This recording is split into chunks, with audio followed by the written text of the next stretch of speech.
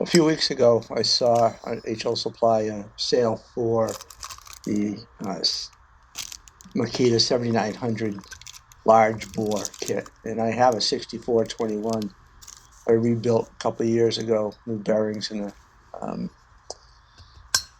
muffler mod, and I liked it okay, but it was less than $60 for the kit, and I thought I'd just give it a shot.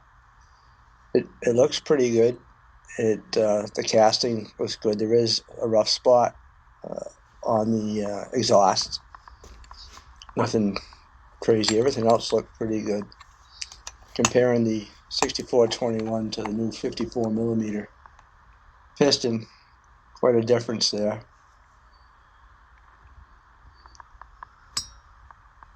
There's the old piston. So the original unit has a metal gasket. That was it, 14 thousandths. After I get the new cylinder installed, squish was 23. And compression was 175. That was pretty good.